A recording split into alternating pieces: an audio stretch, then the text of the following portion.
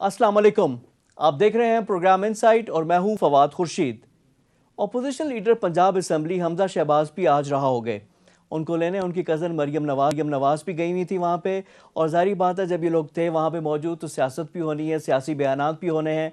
मरियम ने हमजा की तारीफ़ की कि बड़ा बहादुरी से हमजा ने मुकाबला किया। 1.5 साल के बाद हमजा की रिहाई है और इस मौके पर मरियम नवाज ने भी गुफ्तगू की। पहले उनका ये कहना था कि हो सकता है कि लॉन्ग मार्च की ज़रूरत ही पेश ना आए। डस्का के जो बाई इलेक्शन दोबारा होने हैं उसके हवाले से उन्होंने हुकूमत पे भी इल्ज़ाम लगाए। दूसरी जानब हुकूमत भी अपने आप को डिफेंड कर रही है। अपोजिशन आज के दिन बड़ी मुतहरिक रही। बिलावल भुट्टो जरदारी आज वो कोहाट के, और कोहाट में भी उन्होंने खिताब किया। उन्होंने कहा कि जो PTI के लोग हैं हमसे रब्ते कर रहे हैं और ये सब कुछ हो रहा है। तनाजुर उसका बैकग्राउंड है सेनेट के इंतखाबात। और आज MQM के वफ़द से भी पीपल्स पार्टी की मुलाकात हुई है। तो ये मुलाकातें जारी हैं और इसका बैकग्राउंड है सेनेट के इलेक्शंस। अब देखना है कि हुकूमत की क्या स्ट्रैटेजी सामने आती है। पंजाब में तो मामला क्लियर हो गया। पंजाब में 6 हुकूमत के और 5 अपोजिशन के PTM के उम्मीदवार हैं, वो कामयाब हो चुके हैं सेनेट से। अब तो वहाँ पे सब चीज़ें सेटल हैं। मुकाबला और नज़रें हैं इस्लामाबाद में, जहाँ पे यूसुफ रज़ा गिलानी वर्सेस हफीज़ शेख है कि वहाँ पे क्या होगा। अभी सारी सूरत हाल है, बड़ा इंटरेस्टिंग है। और आज का दिन है 27 फरवरी। सियासत एक तरफ, लेकिन ये दिन हमें याद कराता है जो पाकिस्तानी एयरफोर्स ने जो कारनामा अंजाम दिया था, जो ऑपरेशन स्विफ्ट रिटॉर्ट था, उसके हवाले से आज का दिन सरप्राइज डे मनाया गया। पाकिस्तान में एयर हेडक्वार्टर में तकरीब भी हुई और विंग कमांडर अभिनंदन का जहाज़ पाकिस्तानी एयरफोर्स ने जो जवाब दिया था, जो 26 फरवरी को जो हमारी सरहदों की पामाली की थी इंडिया ने, तो उसका जवाब दिया था पाकिस्तान ने और भरपूर जवाब दिया था। और इंडिया के 2 जहाज़ मार कर आए थे और एक पायलट अभिनंदन को भी कैप्चर कर लिया था, पर जज्बा खैर सगाली के तहत उनको वापस भी कर दिया गया। तो आज कौम 27 फरवरी भी मना रही है और ऑपरेशन स्विफ्ट रिटॉर्ट की भी याद ताज़ा कर रही है और सरप्राइज डे भी है। और आखिर में आज के प्रोग्राम में हम बात करेंगे इकॉनमी की। ये 3 मौज़ूआत हैं जो आज के इनसाइट का हिस्सा हैं। प्रोग्राम के पहले हिस्से में हमें ज्वाइन करेंगी मावन खुसूस फिरदौस आशिक अवान, साबिक वफाकी वज़ीर भी रह चुकी हैं, उनसे हमारी गुफ्तगू होगी। एयर मार्शल मसूद अख्तर हमें ज्वाइन करेंगे, पाकिस्तान एयरफोर्स की कैपेबिलिटी और कुछ ऑपरेशन स्विफ्ट रिटॉर्ट को भी याद करेंगे। और प्रोग्राम के आखिर में कुछ इकॉनमी के बारे में बात करेंगे। लेकिन प्रोग्राम का आगाज़ करेंगे फिरदौस आशिक अवान साहिबा से, उनसे हम गुफ्तगू करेंगे। डॉक्टर फिरदौस आशिक अवान, मावन खुसूसी वज़ीर आला पंजाब, हमारे साथ मौजूद हैं। डॉक्टर साहिबा, अस्सलाम वालेकुम and welcome to the show. वालेकुम अस्सलाम, thank you so much. Doctor साहब, आपसे करने को बहुत बातें हैं। कल वज़ीर आज़म इमरान खान भी आए थे, आपकी भी 1-on-1 मुलाकात हुई, उसके बारे में भी पूछेंगे। आज की भी खबरें हैं, हमजा शहबाज भी अब आ गए हैं, मरियम नवाज़ ने भी बयानात दिए हैं। तो टॉपिक्स तो बहुत हैं, लेकिन आगाज़ गुफ्तगू करूँगा कि कल इमरान खान ने आपको क्या इंस्ट्रक्शन दी और आपकी जो मुलाकात हुई उसमें क्या हुआ। ज़रा अंदर की खबर तो दें, हमें बताएं तो सही कि हुआ क्या उसमें।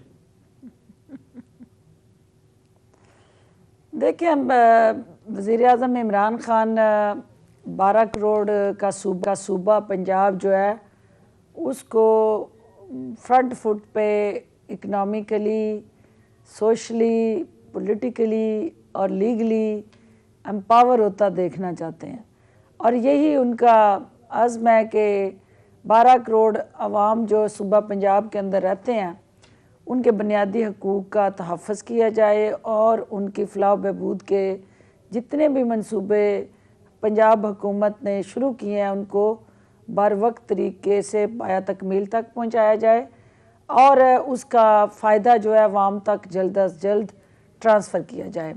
और उसके विजन की रोशनी में मुख्तलिफ़ प्रोजेक्ट्स थे जिनका उन्होंने इफ्तिताह भी किया, फिर ब्रीफिंग्स भी ली और ओवरऑल एक general performance of the government of Punjab जो है उस पर डिस्कशन हुई। मुख्तलिफ़ वज़रा से मुलाकातें हुई जिसमें मेरी भी मुलाकात शामिल थी और 1-on-1 मीटिंग भी हुई और ग्रुप में भी हुई। तो उसके अंदर जो चीज़ें डिस्कस हुई उसमें सबसे अहम एजेंडा यही है कि महंगाई इस वक्त जो है वो आम शहरी को परेशान किए हुए है। एलीट क्लब या मिरात याफ्ता सरमायादार जो है उसको शायद ये दर्द महसूस ना हो रहा हो, लेकिन मिडिल क्लास और बिलो मिडिल क्लास जो है उसके ऊपर इस महंगाई के असरात जो हैं वो काफ़ी शिद्दत से महसूस किए जा रहे हैं। लिहाजा उस हिद्दत को, उस तकलीफ़ को कम करने के लिए पंजाब हुकूमत जो है वो अमली इकदाम उठाए। डॉक्टर साहब भाई, बड़ी उसमें खुशी जो की बात है, बड़ी इंतज़ामिया खुशी का की रोल बात है है कि इतना इंपॉर्टेंट जो चीज़ है उसका इदराक भी है। वज़ीर आज़म ने आपसे भी मुलाकात में उसकी बात की, वाकई महंगाई बहुत इंपॉर्टेंट इशू है, लेकिन ओवरऑल पंजाब हुकूमत की परफॉर्मेंस से वज़ीर आज़म ने कितने मार्क्स दिए आप लोगों को आउट ऑफ 10? कितने, यानी खुश हैं वो पंजाब हुकूमत की कारकर्दगी से? देखें जी, मुझे तो हैरान कुन हद तक शाबाश मिली और वज़ीर आला उस्मान बुज़दार साहब की मौजूदगी में मिली।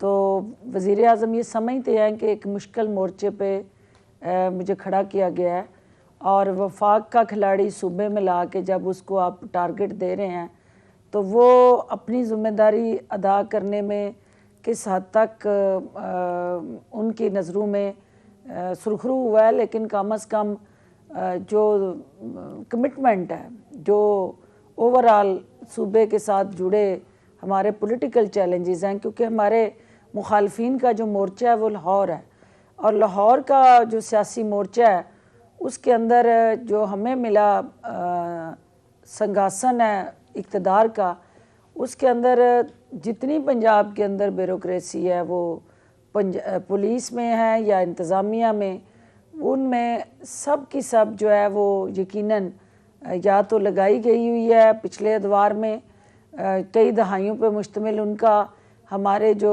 पॉलिटिकल ओपोनेंट्स हैं उनके साथ उनका साथ रहा है और कहीं ना उनकी हमदर्दियाँ भी हैं और छुपी हुई कहीं ख्वाहिशात भी हैं।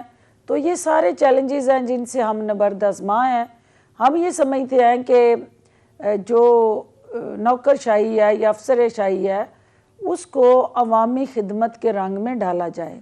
इससे पहले चूँकि यहाँ पे वन मैन शो था, एक ही फ़र्द वाहिद जो है वो एक उंगली के इशारे पे लोगों को अपॉइंट करता था और फिर निकालता था और फिर मेरिट के ख़िलाफ़ जो तैनातियाँ होती थी और जिस तरह से ख्वाहिशात में मबनी वो इदारे चलाए जा रहे थे। तो फर्स्ट टाइम ये है कि तमाम जो हमारी डिवीजन्स हैं पंजाब के अंदर, उनके अंदर जितने मिनिस्टर्स हैं और जो उनके साथ सेक्रेटरीज़ हैं उनका एक कम्बिनेशन बनाया गया है और मिनिस्टर्स को बाख्तियार किया गया है। सिर्फ़ और सिर्फ वज़ीर आला को ही ताकत का सरचश्मा नहीं बनाया गया, उसके अंदर वज़ीर आला का जो एक आइनी और कानूनी रोल और इख्तियार है पूरी कैबिनेट को एम्पावर किया गया है। लेकिन उसके साथ डॉक्टर साहब आप 2.5 साल हो गए हैं अब, यानी आधा टेन्योर हर वजीर जो है अपनी कारकर्दगी का जिम्मेदार है, उससे परफॉर्म करना है, डिलीवर करना है और वो जवाबदेह है क़यादत को भी और अवाम को भी। अच्छा, आपने चैलेंजेस की बात की क्योंकि पंजाब PMLN जो आपका राइवल है उसका स्ट्रॉन्ग होल्ड था और वहाँ से आप लोगों ने लिया है इक़्तिदार उनसे। अब हमज़ा शहबाज जो कि अपोजिशन लीडर भी है पंजाब असम्बली में, अब वो भी बाहर आ गए हैं, तकरीबन 1.5 साल भी वो जेल में थे। तो अब ये इसको आप लोग कैसे देख रहे हैं? PTI के लिए क्या एक और चैलेंज होगा? आप हमज़ा की जो अब बाहर आएंगे और सियासत में आए उनकी दोबारा से री एंट्री होगी, इसको आप कैसे देख रही हैं? देखिए, सबसे पहली बात तो ये है कि ये एक ऐसी बेल है जो उसको आप मेरिट पे और ट्रायल बेसिस पे नहीं हुई है। ये जो हार्डशिप ग्राउंड पे बेल ग्रांट हुई है और केस जो है अभी ज़ाहिर चलना है, अभी मुकदमे का हतमी फ़ैसला नहीं हुआ और अदालत ने उन्हें गुनाहगार या बेगुनाह करार नहीं दिया। लेकिन इस बात की तरफ जो आप निशानदेही कर रहे हैं, देखिए सियासत के अंदर कभी भी आप अकेले नहीं खेलते हैं। सियासत के अंदर जब तक मुखालिफ टीम ना हो सामने, आपका मैच होता ही नहीं है। तो मुखालिफ टीम जितनी सख्त और मुतहरक होगी उतनी ही हमारी कारकर्दगी बेहतर बनाने के मौके और प्रेशर होगा और अवाम इस चीज़ को बारीक बीनी से देख रहे हैं कि मुश्किल हालात में तमाम तर जो हमारे सामने टफ़ चैलेंजेस हैं, मौजूदा हुकूमत जो है वज़ीर आला उस्मान बुज़दार की क़यादत में हम उन उजड़े हुए जो हमारे वीरान गुलस्तान थे, जो हर मिनिस्ट्री को उजाड़ा गया, वहाँ कांटे बोए गए और जिस तरह से बारूदी सुरंगें लगाई गई और जिस तरह से सारे इख्तियार हर वजारत के साबिक़ वज़ीर आला साहब के अपने पास होते थे और मिनिस्टर सिर्फ शो पीस थे जिनको अपनी वजारत के हवाले से ना कोई पॉलिसी बनाने का इख्तियार था और ना उसके हवाले से कोई इम्प्लीमेंटेशन स्ट्रेटजी उनके पास थी। तो अब हमारे सामने जहाँ पॉलिटिकल चैलेंज है वहाँ गवर्नेंस का भी चैलेंज है और हमने अपनी गवर्नेंस को इम्प्रूव करना है और उसके साथ साथ पॉलिटिकल एंड्स पे भी अपने मुखालफिन का भी मुकाबला करना है। हमजा शहबाज शरीफ की इस वक्त जो एंट्री है पंजाब के अंदर, हमें नहीं, ये नून लीग के अंदर जो दराड़े हैं वो वाजिया होंगी। और अभी आप देख रहे होंगे कि जो स्टेज पे तकरीर की है हमजा ने, उसमें जाली राजकुमारी का वहाँ मौजूद ना होना, वली अहद की मौजूदगी में राजकुमारी का स्टेज की जीनत ना बनना उन दराड़ों की तरफ वाजिया निशानदेही है और ये इस बात की अक्कासी करता है कि पहले दिन से ही वो दराड़ें वाजिया हो गई हैं। अब एक म्यान में दो तलवारें कैसे रहेंगी और एक म्यान में दो तलवारें आपस में टकराएंगी या हमसे टकराएंगी, ये इसका फैसला जो है वक्त करेगा, हालात करेंगे, लेकिन जो भी सूरत हाल होगी हम उसका मुकाबला करेंगे। यानी फिर तो साहब आप कह रही हैं कि जो हमजा शहबाज और मरियम नवाज़ के दरमियान भी जिस तरह पहले कहा जा रहा था कि बड़े भाई छोटे भाई के दरमियान इख्तलाफात, लेकिन एंड पे तो बिल्कुल एक ही पेज हो जाता है, जो बात होती है उधर ही आ जाती है। मरियम नवाज़ ने भी आज उनकी रहाई के लिए खुद गई हैं, ये भी जेस्चर उन्होंने शो किया, जेल तक गई, लेकर आई और वहाँ पर उन्होंने कहा कि हो सकता है कि लॉन्ग मार्च की ज़रूरत ही पेश ना आए। ये किस तनाजुर में उन्होंने बयान दिया? ये खुशफहमियों की वो सेज है जो वो सजाती रहती हैं और रोज़ अपने आप को इक़्तिदार के संघासन में महसूस करती हैं और जिस तरह से वो डिक्टेट कर रही होती हैं, वो चूँकि जिस ख़ानदान से उसका ताल्लुक़ है वहाँ सिर्फ डिक्टेशन चली है और वहाँ जमहूरियत और जमहूरी रवैयों का तो फुकदान रहा, वहाँ तो सिर्फ फ़र्द वाहद के हुक्म की पैरवी होती रही। तो वो इस वक्त समझ रही हैं कि शायद जिस तरह से ओवरऑल एक दो ज़िमनी इलेक्शन जीते हैं उसने, तो उससे जो है वो उसके लिए कोई फ़ज़ा हमवार हुई है या पाकिस्तान के अवाम ने उसको कंधों पे उठा लिया है, ये इस हुकूमत को क्रेडिट जाता है कि उसने हुकूमती इख्तियार और वसाइल इन इलेक्शंस के अंदर नहीं झोंके। जहां मरियम ने अपना इलेक्शन ज़िमनी इलेक्शन लड़ते हुए 2.5 अरब के सिर्फ तरक्याती फ़ंड जारी किए थे, तो मौजूदा हुकूमत ने अवाम के वसाइल अपनी सियासत की नज़र नहीं किए और हमें पता है कि ये 1-2 सीटें जो है वो हुकूमत का बाल भी फीका नहीं कर सकती। तो इसलिए हमें अपने आने वाले जो चैलेंजेस हैं, जिसमें हम ये समझते पाकिस्तान जो है फैटफ के में जंग लड़ रहा है, पाकिस्तान जो है वो ओवरऑल इंटरनेशनली जो हमारी रीजनल और ओवरऑल इंटरनेशनल एंगेजमेंट्स हैं उसमें पैराडाइम शिफ्ट होने जा रहा है और पाकिस्तान के अंदर रहने वाला जो पाकिस्तानी है और बाहर बैरून मुल्क पाकिस्तानी जो है वो पाकिस्तान को बदलता हुआ देखना चाहते हैं। वो पाकिस्तान के अंदर जो है वो गला सड़ा निज़ाम जो है उसको जड़ से उखेड़ के फेंकना चाहते हैं। तो वज़ीर-ए-आज़म इमरान खान की क़यादत में हमारे भरपूर तवज्जो जो है वो अपने रोड मैप पे है, यानी जो अपनी कारकर्दगी। अच्छा डॉक्टर साहब, ये तो बड़ी अच्छी बात है, लेकिन जो फिर डस्का में हुआ वो फिर नहीं होना चाहिए था ना, कि जो मिसमैनेजमेंट हुई है, क्योंकि इंतखाबात इलेक्शन कमीशन थी और पंजाब की इंतज़ामिया थी ना उनके साथ जिन्होंने ये करना था। मैं इस वजह से पूछ रहा हूँ क्योंकि आपका भी हल्का है, क्योंकि सियालकोट से आपका ताल्लुक है, उसके साथ वाले ही हल्का है NH-75 डस्का, और आप इसकी डायनामिक्स को भी अच्छी तरह जानती हैं। वहाँ पर हुआ क्या? वहाँ सिर्फ प्रोपोगंडा हुआ, सिर्फ और सिर्फ नून लीग को, चूँकि अगर पंजाब गवर्नमेंट की कोई नाअहली या कुताही होती तो उसके साथ वाले हलके में भी वो नज़र आती, और वो साथ वाले हलके में तो कहीं किसी ने कोई चूंच रहा नहीं की, तो वहाँ पे भी वही इंतज़ामिया थी, वहीं पे वही पुलिस थी। तो इसका मतलब ये हुआ कि वहाँ उन्हें यकीन था कि वो जीत रहे हैं, इसलिए उन्होंने कोई वावेला नहीं मचाया। जहाँ उन्हें पता था कि अब वो हार रहे हैं और उनकी तमाम देखिए जो इलेक्शन का हमारा रवायती एक कल्चर है, वह डंडा सोटा इलेक्शन के अंदर होता रहता है। और बदकिस्मती ये रही कि मीडिया की स्क्रीन के अंदर जो जालिम था वो मजलूम बन गया और जो मजलूम था वो जालिम बन गया, क्योंकि जिस नून लीग के हाथों पीटीआई का पोलिंग एजेंट कत्ल हुआ और एक ही घर के बाकी 3 भाई जो हैं वो ज़ख्मी हुए और हॉस्पिटल्स के अंदर अपनी ज़िंदगी मौत की कश्मकश में है। वो जमात जो है उसको जालिम बना के पेश किया गया और जो जालिम थे जो कातिल थे उनको जो है वो मजलूम बना के पेश किया गया। तो ये एक बदकिस्मत पहलू है कि ये नून लीग का जिस तरह से उन्होंने इसको कंट्रोवर्शियल बनाया, एक प्लान, अच्छा डॉक्टर साहब इसमें एक और चीज भी है काफी और इंजीनियर्ड तरीके से ये चीजें हुई। क्योंकि मैं ये जो आप बार बार प्रिजाइडिंग ऑफिसर्स के गायब होना, जी गायब कोई नहीं हुआ और उन्होंने एफिडेविट दिए हैं, ये एक रूटीन प्रैक्टिस है। हर वो शख्स जो इलेक्शन लड़ता है, इवन के वज़ीर आला उस्मान बुज़दार के अपने हल्के में जहाँ से वो वज़ीर आला मुंतखब हुए हैं वहाँ 72 घंटे बाद रिजल्ट आया। 3 घंटे बाद कल गुलाम सरवर खान साहब जो थे 3 दिन बाद उनके हल्के में वोटिंग डॉक्टर साहब इससे पहले आपसे इजाजत चाहूं, एक वजाहत पे ये एक रूटीन प्रैक्टिस रही है। सिर्फ नून लीग ने चूंकि इसमें हारी, नून लीग को वो 4 दहाइयों पे मुश्तमिल गद्दी नशीनी और जानशीनी की वो सियासत, आपका ये मौका। अच्छा डॉक्टर साहब इससे पहले मैं आपसे इजाजत चाहूँ, वजह से वो एक छोटी सी क्लैरिफिकेशन भी आपसे चाहूंगा, वजाहत भी चाहूंगा। जो एक वीडियो आ रही है जिसपे आप फोन पे बात कर रही हैं, उसको बहुत ज्यादा अपोजिशन बढ़ा चढ़ा कर पेश कर रही है, उसकी क्या है कि असल हकीकत क्या है?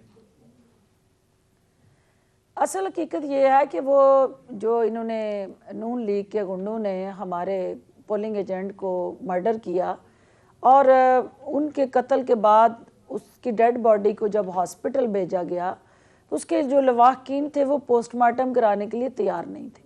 वो एफआईआर देना चाहते थे राना सनाउल्लाह पे और वो राना मेरे साथ वाले सोफे पे उनकी जो यूनियन काउंसिल के चेयरमैन थे वो बैठे हुए थे और वो इस बात पे बजीद थे, हमारे जो लवाहकीन थे एप्लीकेंट मदई, के राना सनाउल्लाह को उसमें नामजद किया जाए क्योंकि पुरअमन इलेक्शन को पुरतशद्दुद बनाने का जो अमल था वो राना सनाउल्लाह के दौरे के बाद शुरू हुआ, तो लिहाजा उस पे एफआईआर दी जाए। वो हमारी डिस्कशन चल रही थी, यानी लवाहकीन के कहने पे वो हाल आई जी, तो ऑफ कोर्स लवाहकीन थे और मेरी उसमें गुफ्तगू ये थी कि हमें हकायक का जायजा लेके सूरत हाल को देखें और किसी सूरत भी कोई ऐसा स्टेप हम ना लें, अगर कड़की उनको लगे तो फिर वो कानून के तहत छूट ना पाए।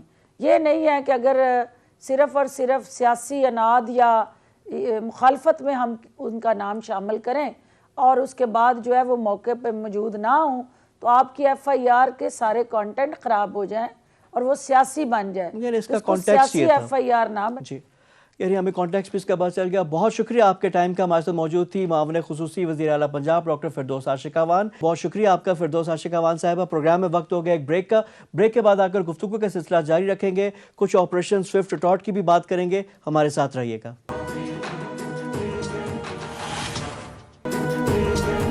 ब्रेक के बाद प्रोग्राम में दोबारा खुश आमदीद।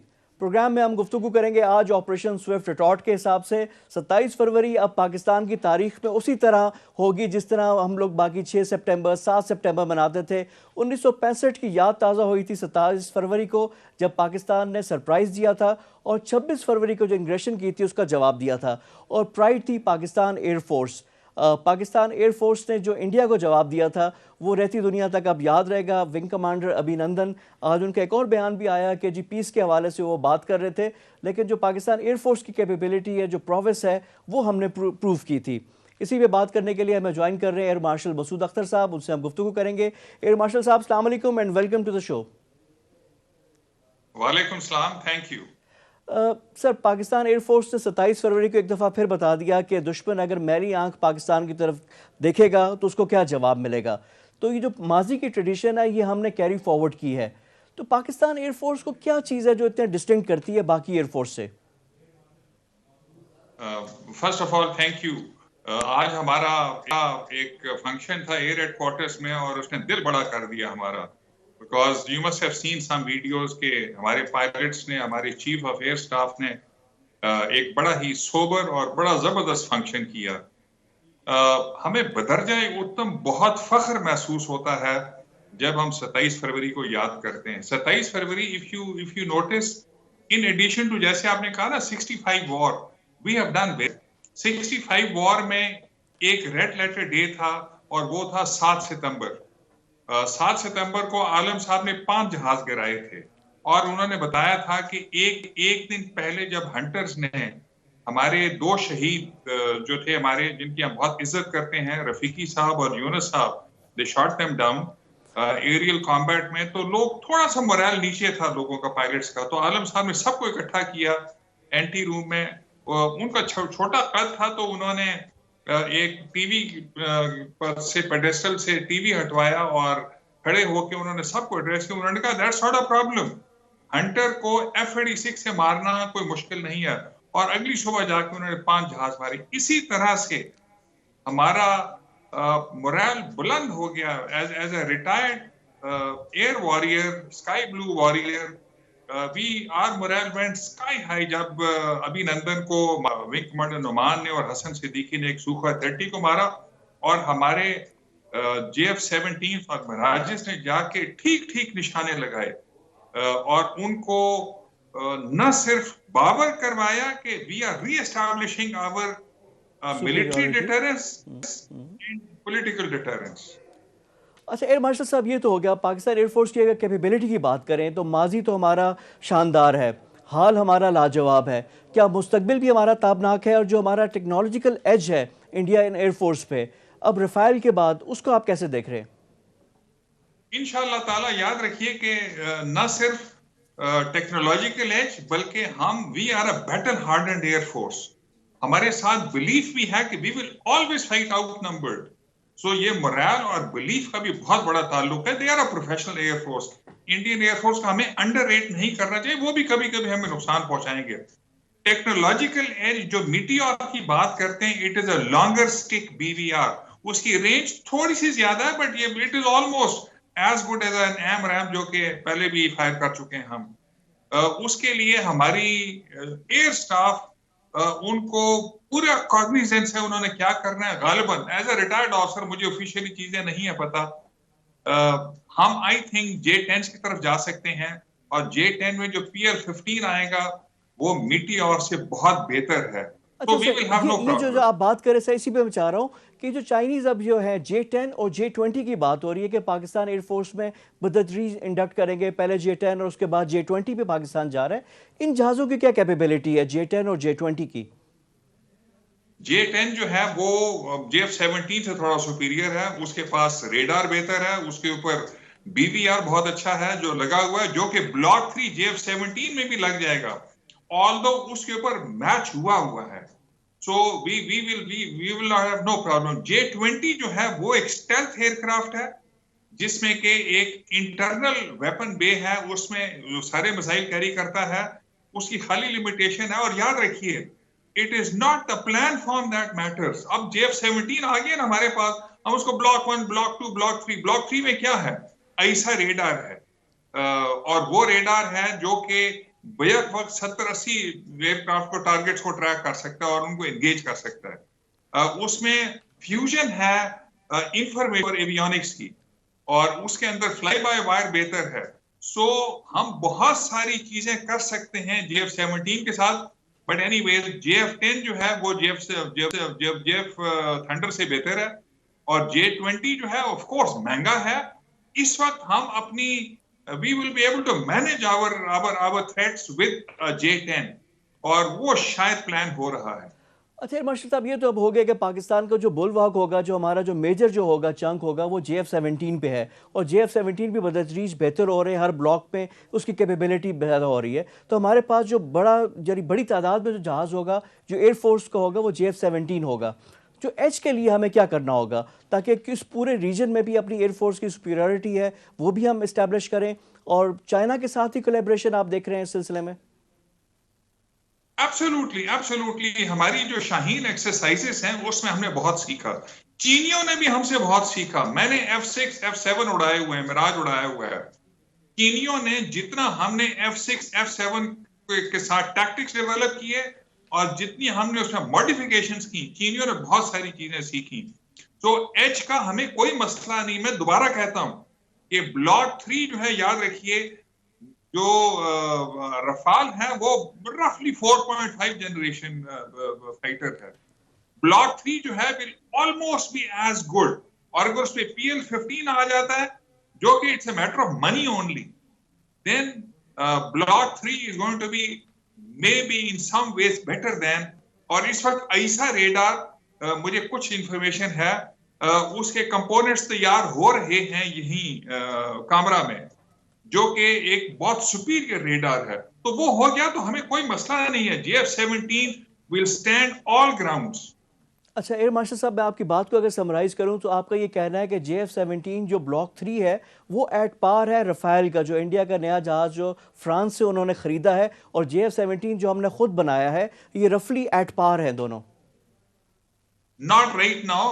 Let's be very honest about it. Block 2 जो उड़ रहा है वो रफली 3.54 है, लेकिन ऑफ कोर्स रफाल बेहतर है, लेकिन उसकी सबसे बड़ी एडवांटेज ऐसा रेडार है जो कि इस वक्त हमारे पास नहीं है, और उसकी सबसे बड़ी एडवांटेज मीटियोर, जिसके ऊपर बहुत वो तुर्नफान बनते हैं, लेकिन मीटियोर का जवाब इस वक्त रफली AMRAAM है हमारे पास।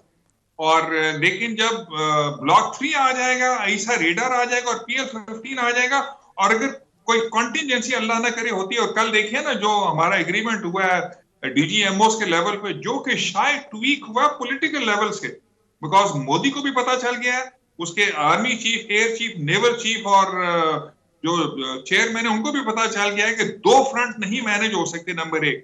नंबर 2, हमेशा याद रखिए कि इंडिया पाकिस्तान में इंडिया अपनी टोटल कॉम्बैट पावर नहीं जनरेट कर सकता जब तक कि वो महीने की जंग लड़े और ऑल अलोंग द बॉर्डर ना लड़े। वो किसी ने नहीं लड़ने देनी। यहाँ पे मुझे 1962 याद आता है। 1962 में भी चाइना और इंडिया की स्कर्मिश थी, और पाकिस्तान ने कहा था कि जी हम कश्मीर के फ्रंट पे कुछ नहीं करेंगे। तो ये जो अभी जो सीज फायर है, क्या ये उसी लाइन पे तो नहीं है कहीं? Yes and no. याद रखिए, जो वही मैं बताने की कोशिश कर रहा था आपको, पावर्स दैट बी उन्होंने 2 दफा इंडिया को रोक दिया कि आप फुल फ्लेजेड अटैक और जंग नहीं कर सकते। एक दफा पार्लियामेंट का अटैक, जब उन्होंने कहा नहीं हम कर रहे हैं, तो अमेरिका ने, economic tool is a big tool in globalised world, तो उन्होंने एक ट्रैवल एडवाइजरी इशू की बैंगलोर के अपने लोगों को। वो जैसे ही निकले, यूरोपियन भी निकलने शुरू हो गए, and India said stop stop stop, ये हम कोई जंग वांग नहीं कर रहे। नेक्स्ट टाइम भी यही हुआ। तो याद रखिए कि अगर कश्मीर में जंग होती है तो कश्मीर एक लिमिटेड एयर स्पेस है और लिमिटेड ऑन ग्राउंड। वो अपनी 5 कोर्स अंदर ले जाते हैं, हम भी 5 कोर्स अंदर ले जाएंगे। वो अपने top of the line 5 squads लेके जाते हैं, हम भी ले जाएंगे। So we have parity. India has understood this. यानी हम लोग बिल्कुल, ये जो भी चीज़ होगी इंडिया को बराबरी का जवाब मिल सकता है। और पाकिस्तान एयरफोर्स जो हमारा फ़ख्र है, उन्होंने 27 फरवरी को ये साबित भी किया था। 2 साल हो गए, आज उसकी 2nd एनिवर्सरी है। Thank you very much for your time. Air marshal Masood Akhtar मौजूद थे, उनसे हमारी गुफ्तगू हो रही थी। प्रोग्राम में वक्त हो गया एक ब्रेक का। ब्रेक के बाद आकर गुफ्तगू का सिलसिला जारी रखेंगे, और जो सबसे अहम चीज़ है वो है मईशत, इकॉनमी के हवाले से भी बात करो। क्विक ब्रेक, स्टे विद अस।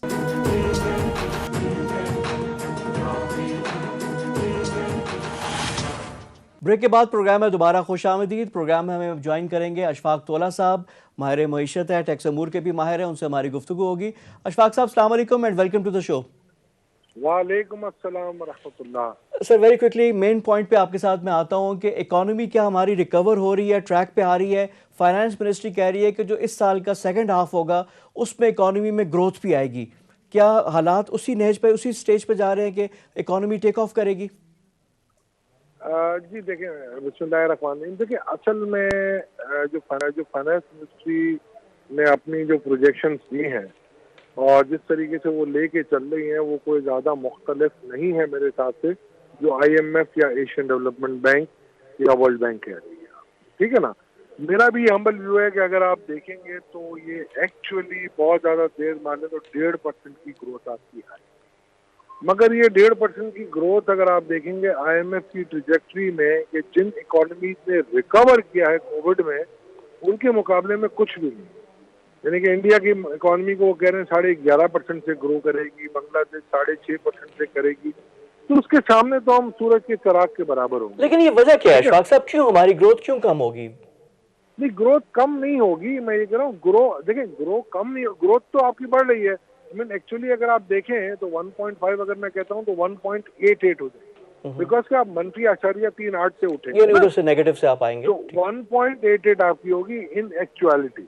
मगर वो इसलिए कि आपकी इकोनॉमी में इतनी कोई ज्यादा जान नहीं है। आप देखें आपकी एग्रीकल्चर में सबसे पहले देखें, आपकी शुगर आप इंपोर्ट कर रहे हैं, आपकी व्हीट आप इंपोर्ट कर रहे हैं, और कॉटन का भी अब ये गड़बड़ हो आप गई है। इंपोर्ट कर रहे हैं। अच्छा, जब आप इंपोर्ट कर रहे हैं तो इसका मतलब है आपकी जो फूड सिक्योरिटी है वो मुझे सही तरीके से नजर नहीं आ रही। एंड बीइंग एग्रेरियन इकोनॉमी, मैं ये समझता हूँ कि ये प्राइम इम्पोर्टेंस होता है हम सब के लिए कि हमारी फूड सिक्योरिटी अच्छी तरीके से चले, जो कि अभी नहीं चली। चले कोई बात नहीं, इसको आप देख लें। इंडस्ट्री की तरफ भी अगर हम आते हैं तो हमारी जो टेक्सटाइल इंडस्ट्री जो कि 28% LSM का जो मजमुआ है आपका, वो मेरा ख्याल है वो इतना पिकअप नहीं कर सकी। आप देखें एक्सपोर्ट के फिगर्स भी कोई ज्यादा बिल्कुल मुमासलत रखते हैं।